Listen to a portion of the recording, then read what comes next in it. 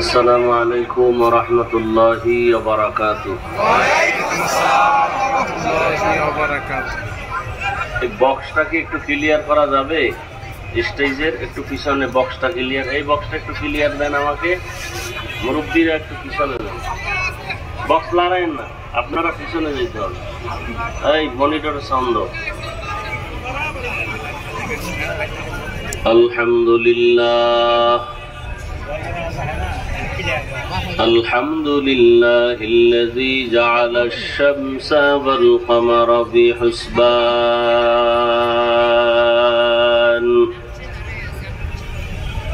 One Nazma wash শাজারা ইয়াসজুদান وفضل زمانا على زمان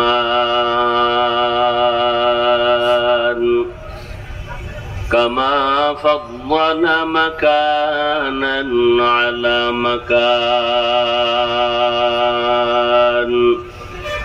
وإنسانا على إنسان ونشهد أن لا إله إلا الله وحده لا شريك له لا ضد له ولا ند له ولا مثل له ونشهد أن سيدنا وسندنا وحبيب ربنا وطبيبنا وطبيب قلوبنا ومولانا محمدا عبده ورسوله أرسله بالحق بشيرا ونذيرا وداعيا إلى الله بإذنه وسراجا منيرا اللهم صل على محمد النبي الأمي وعلى آله وسلم تسليما وبعد فأعوذ بالله من الشيطان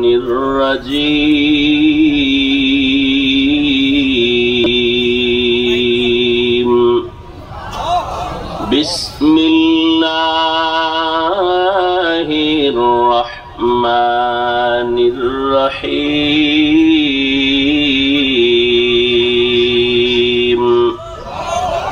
يا أيها الذين آمنوا اتقوا الله وكونوا مع الصادقين فقال النبي صلى الله عليه وآله وسلم من تواضع لله رفعه الله أو كما قال النبي عليه الصلاة والسلام صدق الله مولانا العظيم وصدق رسوله النبي الأمي الكريم ونحن على ذلك من الشاهدين والشاكرين والذاكرين والحمد لله رب العالمين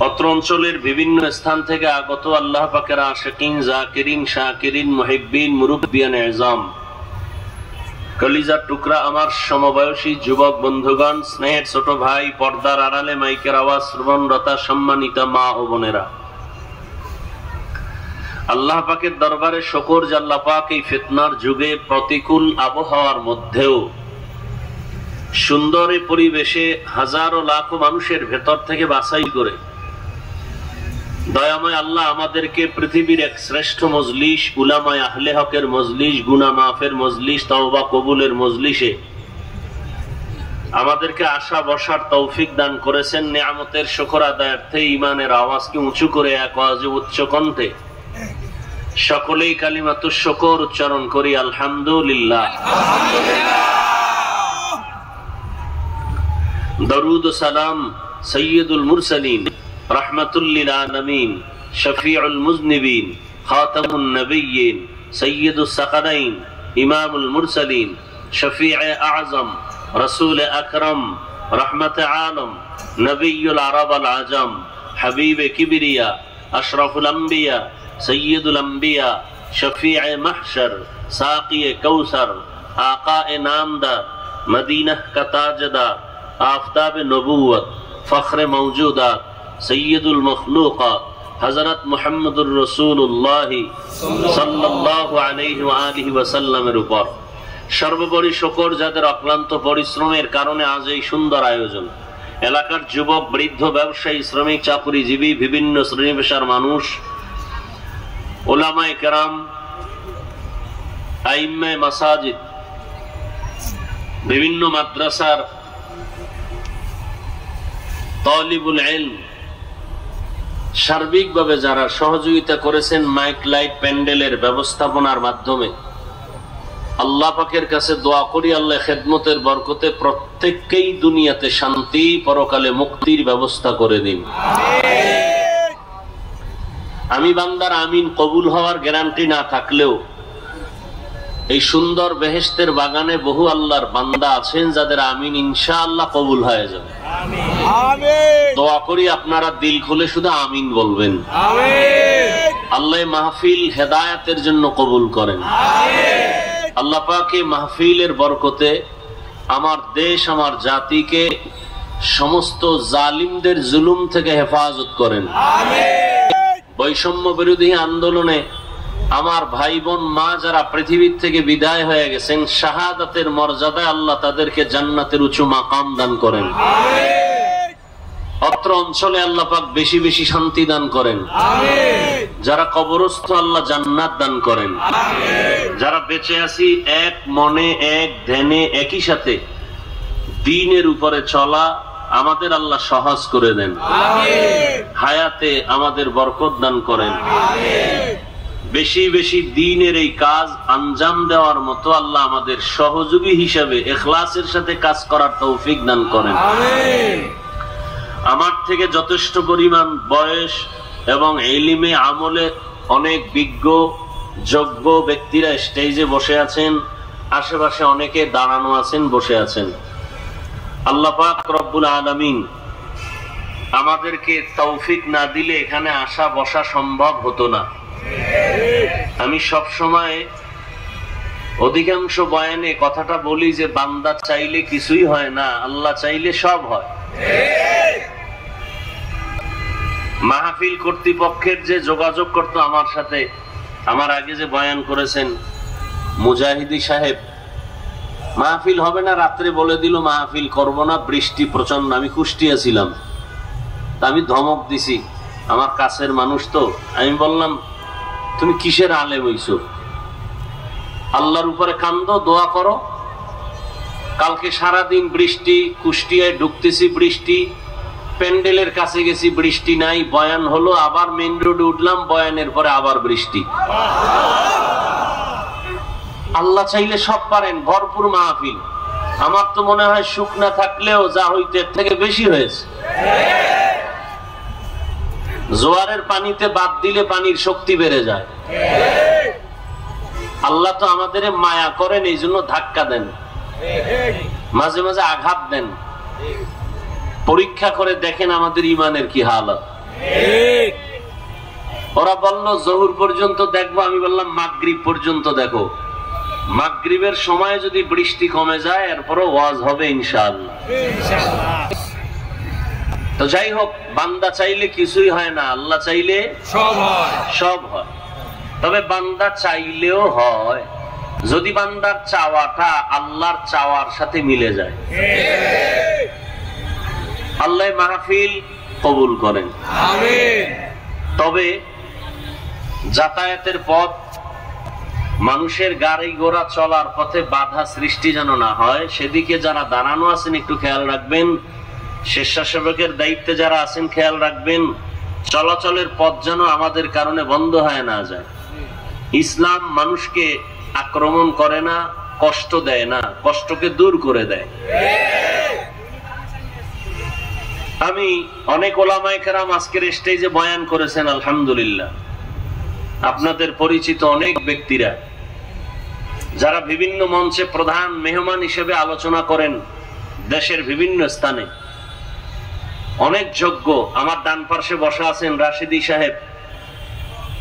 যারা যারা এখানে বয়ান করেছেন ওলামায়ে কেরাম, যারা করেন নাই, সময় কম পেয়েছেন, আল্লাহ পাক তাদের ইলমে, হায়াতে, ইজ্জতে বেশি বেশি বেশি বরকত বাড়ায় দেন।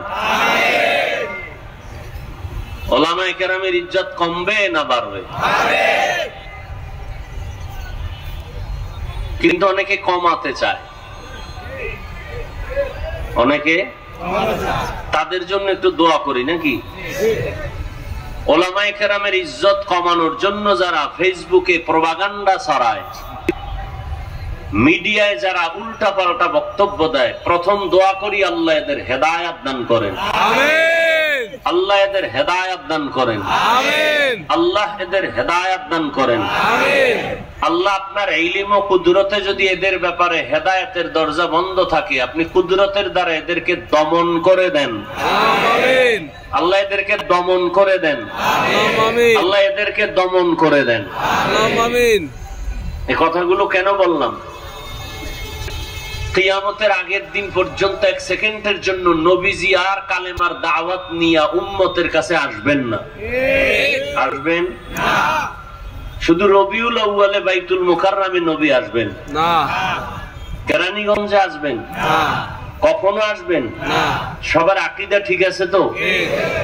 নবী আসবেন না কেন? নবী থাকবেন কোথায়? নবী বিদায় বেলা বলেন কিয়ামত পর্যন্ত। কতদিন? কিয়ামত পর্যন্ত। মদিনাতুল মুনাওয়ারার রওজা মুবারকে আমি মুহাম্মদ জিন্দা অবস্থায় নামাজরত হালাতে আল্লাহর মারিফতের শুধু মজা নিতে থাকবো। কোথায় থাকবেন? মদিনায়। বলেন না কেন? মদিনায়। মাটির উপরে না নিচে? মাটির নিচে। রওজায়ে মুবারকের মধ্যে। জিন্দা না মরা? জিন্দা। কি করবেন? ঘুমাবেন না। নামাজের হালাতে আল্লাহর মারিফতের মজা নিবেন। নবী দুনিয়াতেই ঘুমান নাই, কবরে ঘুমাবেন কেন? নবীর চোখ মোবারক বন্ধ হলো, অন্তর খোলা ছিল। তাহলে কিয়ামত পর্যন্ত নবীজি আর আসবেন না? সবাই একমত? জি। নবীজির হাতে গড়া সাহাবায়ে কেরাম আসবেন না? আবু বকর, ওমর, ওসমান, আলী সহ কেউ আসবেন না রাদিয়াল্লাহু আনহুম। কোন আইম্মায়ে কেরাম আসবেন না? ইমামে আজম আবু হানিফা রাহমাতুল্লাহ আলাইহি, ইমাম শাফিঈ, ইমাম মালিক, ইমাম আহমদ বিন হাম্বল, মুহাম্মদ ইবনে ইসমাইল, বুখারী, ইমাম মুসলিম, ইমাম তিরমিজি, ইমাম আবু দাউদ সহ কোন ইমাম আর আসবেন না? এরপরের সিরিয়ালে আউলিয়ায়ে কেরাম, বড় বড় ওলিয়ে কামেল, আল্লাহর প্রিয় বন্ধু যারা, মুজাদ্দিদ আল ফেসানি, বড় পীর আব্দুল কাদের জিলানী, খাজা মুঈনুদ্দিন চিশতি আজমিরি আসবেন না? আর কোনদিন? আমরা এখানে বসছি কেন? আলেমদের কাছে আসছি কেন? এই বয়ানে বসছি কেন? আমরা জান্নাত চাই। সবাই কি চাই? এই দাবিতে কোন দ্বিমত আছে? দুর্বলতা আছে? সবাই যত আকাম করুক, শেষ ফল বলে আমি জান্নাত চাই। আসলেই চাই। আপনারাও চান? আল্লাহ কবুল করেন, আমিন। জান্নাত কোন পথে গেলে পাবো? পথ তো একটা, কিন্তু এখন আমাদের নজরে পথ অনেকগুলো বের হয়ে গেছে। কারণ হুজুরদের ভিতরেও দূরত্ব, পথও দূরত্ব। কেউ বলে মাজারে সেজদা দাও, এটাই জান্নাতের পথ। কেউ বলে পীরের কদমে সেজদা করো, এটাই সফলতার পথ। কেউ বলে গাঞ্জার বোতল নিয়ে দৌড়াও, এটা শান্তির পথ। আছে না নাই? কেউ বলে নারী আর পুরুষ এক জায়গায় বসে পর্দা উঠাইয়া মনের পর্দা ঠিক রেখে ঢোল বাজাও, এটাই শান্তির পথ। আছে না নাই? এখন আমরা জান্নাতে যাব, এটা ফাইনাল। কিন্তু জান্নাতের পথ কোথায় পাবো, কেমনে পাবো, সমাধান পাইতেছি না। নবী নাই, সাহাবা নাই, আউলিয়া নাই, যাদের চেহারা দেখলে কলবের পরিবর্তন হয়ে যাইতো, এরাও নাই। এখন আমরা কোথায় গেলে জান্নাতের সঠিক ঠিকানাটা পাবো? ভালো করে খেয়াল করবেন, সঠিক ঠিকানা কোরআন হাদিসে আছে। বলেন কোথায় আছে? কিন্তু কপাল খারাপ, কোরআন শরীফের আরবিও জানি না, হাদিসের আরবিও পড়তে পারি না। বুঝবো তো পরের কথা, পড়তেই পারি না। এখন আপনি কি করবেন? খেয়াল করতেছেন? খুব খেয়াল করেন। জান্নাতে যাব, জান্নাতের সঠিক পথের ঠিকানা আছে কোথায়? কোরআন হাদিসে। কিন্তু কোরআনও পড়তে জানেন না, হাদিসও পড়তে পারেন না। পারেন? বুঝবেন তো পরের কথা। এখন আপনার উপায় কি? একমাত্র সমাধান, স্থায়ী সমাধান, আপনার জান্নাতের পথ কোরআন হাদিস থেকে নেওয়ার একমাত্র পথ, এ জমিনে কিয়ামত পর্যন্ত উলামায়ে আহলে হকের অনুসরণ। বলেন উলামায়ে আহলে হকের অনুসরণ। অতএব যারা উলামায়ে কেরাম থেকে নিজেকে গুটাইয়া আলাদা করবে, আল্লাহর জাত ও সিফাতের কসম, তার দুনিয়াও বরবাদ, তার আখিরাতও বরবাদ।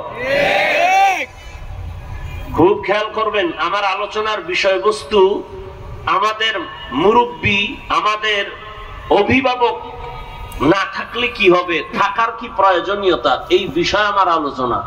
আমি আয়াত পড়ছি, তরজমা এখনো ঢুকি নাই। খুব খেয়াল করবেন। তাহলে ওলামায়ে কেরাম দরকার আছে না নাই?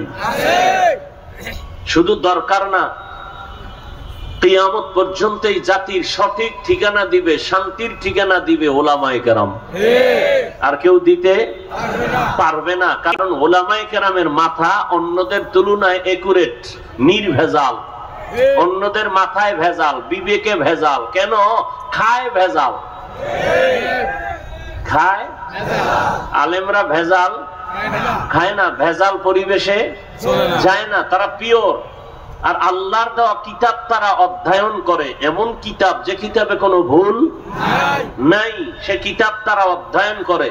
এমন কিতাব যে কিতাবের চ্যালেঞ্জ দেওয়া কিতাব, আজ পর্যন্ত ভুল বের করতে গিয়ে কেউ পারে নাই, ব্যর্থ হইয়া অনেকে কালেমা পড়ে আল্লাহকে মেনে নিয়েছে। কথা ঠিক? সেই উলামায়ে কেরাম আমাদের একমাত্র ঠিকানা। কোরআন সুন্নাহর আলোকে সে আমাদেরকে জান্নাতের পথ দেখাবেন। অতএব এই উলামায়ে কেরামদের বিষয় আল্লাহ কোরআনে অনেক বয়ান করেছেন, হাদিসে রাসূল অনেক বয়ান করেছেন। তাহলে উলামায়ে কেরামদের কাছে যেতে হবে না হবে না? আমরা কোন আলেমের গোলামি করব না, গোলামি করব কার? আদর্শ মানব মদিনার, আদর্শ মানব মদিনার। কিন্তু আল্লাহকেও চিনি না, মদিনাও চিনি না, নবীর আদর্শও জানি না। এগুলো যারা জানেন, যারা চিনেন, এ যুগে যুগে ক্রমান্বয়ে আস্তে আস্তে এখন যারা আছেন এরা হলেন উলামা। এরা কি? এদের থেকে আমরা নবীর আদর্শ শিখব আর বাস্তবায়ন করব। এই হলো সহজ কথা। সেই রসুলের আদর্শ যদি কোনো আল্লাহওয়ালা পীরের কাছে পাই, আলহামদুলিল্লাহ। সেই আদর্শটা তাবলীগওয়ালার কাছে পাইলো, বলেন না কেন? নাকি নাউজুবিল্লাহ? সেই আদর্শ কোন বক্তার কাছে পাইলো, আলহামদুলিল্লাহ। সে আদর্শ আমার দরকার চাল ডাল মাছ। কি? আমি যদি কদমতলি পাই ভালো, বাড়ির দরজায় যদি পাই আলহামদুলিল্লাহ। আমার মাছ দরকার, তাজা মাছ, পচা না। কি? বাড়ির দরজা পাই আর কদমতলি পাই, আমার মাছ লাগবে, এটা ফাইনাল। ঘরে পাইলো আলহামদুলিল্লাহ, দরজার বাইরে পাইলো, কদমতলি গিয়া পাইলো। কিন্তু একটা শর্ত, একটা পচা না, কি? তাজা। খুব খেয়াল করেন। আমার জান্নাত দরকার, রসুলের আদর্শ দরকার শান্তির জন্য। এখন এই শান্তির আদর্শটা আমি পাবো ওলামায়ে কেরামের মাধ্যমে। ওলামায়ে কেরামের মাধ্যমে চাই সে তাবলীগের ব্যানার লাগাইয়া দিক, আলহামদুলিল্লাহ। সে কোনো পীরের ব্যানার লাগাইয়াও যদি রসুলের আদর্শ দেয় আমি সেখান থেকে গ্রহণ করব। তবে খেয়াল করতে হবে ব্যানারটা যেন পচা না হয়। পচা ব্যানার বুঝেননি? বয়ান দিছে সুন্দর কিন্তু ভিতরে তার আমল নেই, এরকম আছে না নাই? উপরে বোতলে লেখা মধু, ভিতরে বিষ। বোতলের উপরে লেবেল লাগানো মধু, ভেতরে কি বিষ। এইটা যেন না হয়। অনেকে লেখাইতেছে ওলি কুল শিরোমণি, সাইনবোর্ড কত সুন্দর, মুজাদ্দিদে জামান, ওলিয়ে কামেল, এরকম আছে না নাই? সাইনবোর্ড ভালো না খারাপ? ভালো। ওলিয়ে কামেল, ওলিকুল শিরোমণি, জামানার মুজাদ্দিদ আছে না নাই? মুজাদ্দিদে জামান, অলিকুল শিরোমণি, জামানার আউলিয়া। সাইনবোর্ড সুন্দর, ভিতরে গিয়ে দেই গাঞ্জা খায়, আছে না নাই? এই জন্য সাইনবোর্ড দেখা আমি যার থেকে রসুলের আদর্শ নিব, পচা আদর্শ যেন ওখান থেকে সাপ্লাই হতে না পারে, এটা আগে বুঝা এরপর আমাদের চলতে হবে। আল্লাহ বুঝার তৌফিক দান করে। যে আয়াত পড়েছি রসুলের একটি হাদিস পড়েছি, আল্লাহ তরজমাটা বলি। আল্লাহ বলেন, ইয়া আইয়ুহাল্লাযীনা আমানুত্তাকুল্লাহ, হে মুমিন তুমি আল্লাহকে ভয় করো, তাকওয়া অর্জন করো। ওয়া কুনু মা'আস সাদিকিন, আল্লাহর প্রিয় বান্দা জমিনে যারা আছেন সাদিকিন সত্যবাদী, তাদের বন্ধু হইয়া থাকো। আয়াতের তরজমা শেষ। রসুলের একটি ছোট্ট হাদিস পড়েছি। নবী বলেন, قال النبي صلى الله عليه وآله وسلم من تواضع لله رفعه الله।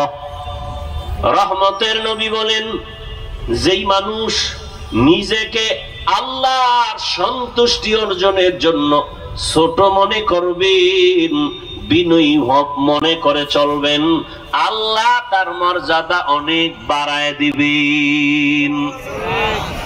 নিজেরে কি মনে করে চলবে? আরে ভাই কথা বলেন না কেন? ছোট মনে করে চলবে, আল্লাহ তার মর্যাদা কি করবেন? বাড়ায় দিবেন। নিজেকে যদি বড় বানাতে চাও হে মুমিন, বড়দের কদমে নিজেকে করে দাও বিলীন।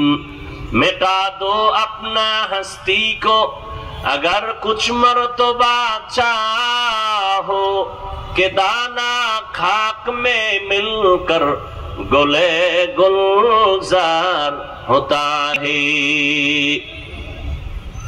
নিজেরে বড় মনে করা যাবে না। নবী বলেন যে ছোট মনে করবে আল্লাহ তার মর্যাদা বাড়ায় দিবেন। আর আমরা ছোট মনে করি না বড়? আমার মতো বড় বক্তা কেউ নাই।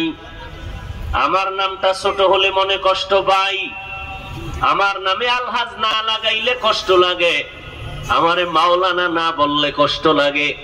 মনে মনে আমি ভাবি, আমি মাইকে বলি আমি নাচিস, আমি অযোগ্য, কিন্তু মনে মনে ভাব আমার মতো কণ্ঠওয়ালা কেউ নাই, আমার মতো বড় মুহাদ্দিস কেউ নাই, আমার মতো বড় খতিব কেউ নাই, আমার মতো বড় মুফাসসির কেউ নাই। আল্লাহ কয়, রে গোলাম তুই নিজের যে বড় দাবি করতেছো, আমি মাওলায় যারে বড় বানাবো সেই বড় হবে, আর তার বড়ত্ব তার টিকবে। আর নিজে নিজে বড় হইতে চাইলে এটা কখনো টিকবে না। আর বড় দাবি করার কি আছে? বড় তো ওই ব্যক্তি যার বড়র উপরে আর বড় নাই। কি? যেমন আমি যদি মনে করি আমার মতো খতিবের বাংলাদেশে আর কেউ নাই, আমি বড় একজন বক্তা, পেছন থেকে কে যেন এক জ্ঞানী আমাকে ইশারা দিয়া বলে, এই হাফিজুর রহমান, তুমি যত বড় বক্তা দাবি করো না কেন, তুমি কিন্তু খাজা মঈনুদ্দিনের মতো বড় হতে পারবা না, তুমি মুজাদ্দিদ আল-ফেসানির মতো বড় হতে পারবা না। যত বড় দাবি করি চোখের সামনে যাদের দেখছি তাদের সমানও হতে পারবো না, হাটহাজারীর হুজুরের সমান হতে পারবো না, খতিবে আজম সিদ্দিক আহমদ রহমাতুল্লাহর সমতুল্য হতে পারবো না। আমি নিজের যত বড় মুফতি দাবি করি না কেন, মুফতি আজম বাংলাদেশের মুফতি ফয়জুল্লাহ রহমাতুল্লাহ আলাইহির সমতুল্য হওয়া যাবে না। আমি যত বড় মুহাদ্দিস দাবি করি না কেন, শাহ ওলিউল্লাহ মুহাদ্দিসে দেহলভীর সমতুল্য হওয়া যাবে না। আমি যত বড় শাইখুল হাদিস দাবি করি না কেন, শাইখুল হাদিস আল্লামা জাকারিয়া রহমাতুল্লাহ আলাইহির সমতুল্য হওয়া যাবে না। এবার আমগো চাপ্টার বাপ, আমগো উপরে এতক্ষণ যাদের নাম কইছি, এদেরকে যদি ওজন করা হয়, এরাও কিন্তু বড় দাবি করার কায়দা নাই। যত বড় যত বড় যত বড়, এদেরকে যদি সাহাবায়ে কেরামের মানদণ্ডের কিনারায় নেই, সাহাবাদের 1000 ভাগের 1 ভাগও তারা হতে পারবে না, আবু বকরের মতো হতে পারবে না। সাহাবায়ে কেরামের এত সুন্দর ইলম, এত সুন্দর আমল, এত সুন্দর তাকওয়া, এত সুন্দর তাদের ব্যবহার, এত সুন্দর তাদের পরহেজগারি, এর 1000 কোটি ভাগের 1 ভাগ তুলনা কারো সাথে চলবে না। এবার আসেন, সাহাবাদেরকেও যদি আবার ওজন দেওয়া হয়, ওজন দিয়ে যদি রহমতের নবীর পার্শ্বে দাঁড় করানো হয়, আমার নবীজির সমতুল্য কখনো হবে না। এলমেরা জাজু করদন বেহিসাব, খলকেরা দাদন জওয়াবে বাসওয়াব, হক না দারত দোস্তে খলকা জারেরা, মিস্তে ই খসলত একে দিন দারেরা। আপনাদের কদমতলী থানায় ধনী আছে না নাই? ধনী মানুষ, টাকার গরম আছে না নাই? মানুষের ভিতরে কিছু গরম আছে। ও ভাই, তুমি এত গরম গরম কথা কেন কও? আমার ভিতরে টাকার গরম, টাকায় কথা কয়। এই কথা